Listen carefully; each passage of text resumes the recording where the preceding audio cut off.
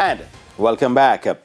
Football is where we begin. The Reggae girls squad has been increased by 1 up to 23 players, even as head coach Hubert Busby made 2 changes to the initial squad announced ahead of their 2 friendly internationals against the Mexico women set for this weekend in Kansas City in the USA.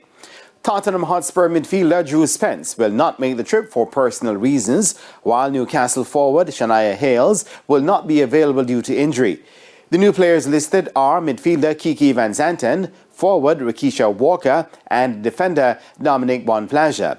The Reggae girls will play Mexico's women on April 5 and 8.